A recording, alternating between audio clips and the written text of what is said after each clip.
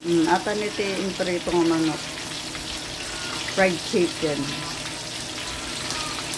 Tapos aglutak si spaghetti. Ito nagpakulo na po akong tubig. Lagay ko na po yung pasta. Kasi magluluto ako ng spaghetti. Ayan, nilagay ko na po yung pasta. Nilagyan ko na rin po yan ng mantika. Ayan, magigisa na po tayo ng sauce. Nilagay ko na po yung mantika.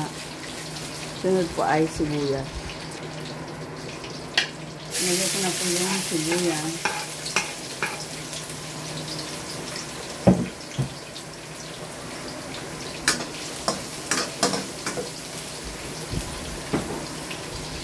Lagay ko na po yung giniling na baboy. Ayan, nilagay ko na po yung giniling na pork.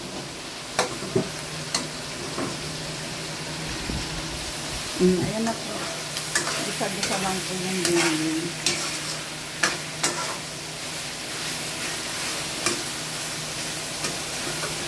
Hanggang sa mag-brown. Ayan, pag medyo luto na yung karne at nag-brown na, lagay na po natin yung carrots.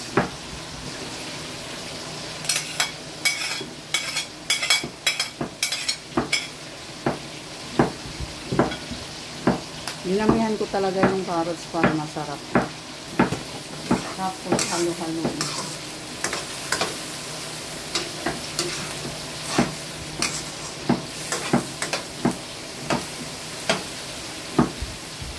Lagyan po natin ng paminta.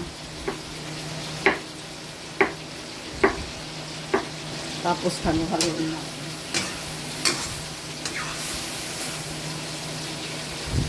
Tapos lagyan na po natin yung sauce.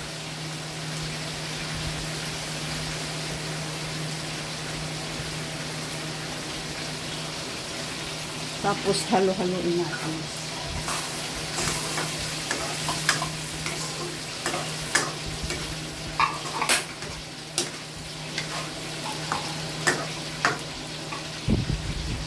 Ang unang konting tomato paste.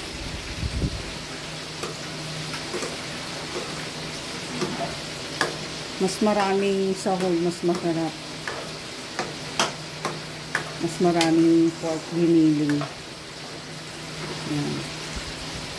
Tapos lagay po natin ng ibap.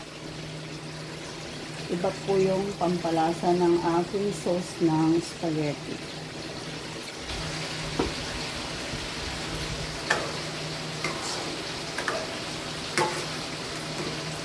Creamy na po siya.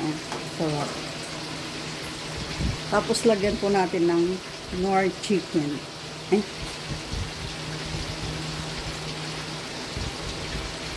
Lagyan po natin ng Knorr cubes.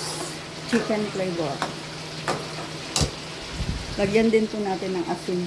Konti lang. Pampalasa. Tapos lagyan natin ng liver spread.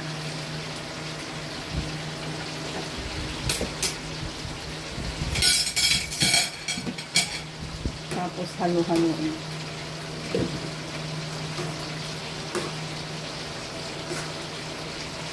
Tapos lagay na po natin yung hotdog.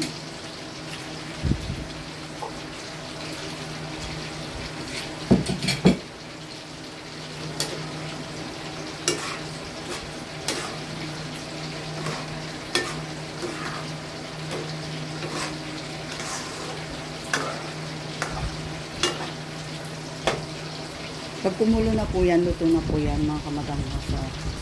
Ayan na po, creamy ang aking sauce.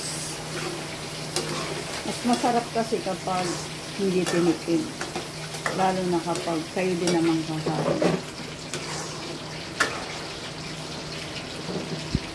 Tapos ilalagay ko na po yung pasta. Kasi luto na po siya. Yan, nilagay ko na po yung pasta. Halo-halo. Ayan, halo lang po ng halo para manuot po yung sauce dun sa pasta. Ayan, luto na po yung spaghetti ni Madam. Kain na po tayo. Ang sarap po niya. Let's eat. Thank you for watching. Bye-bye. Spaghetti.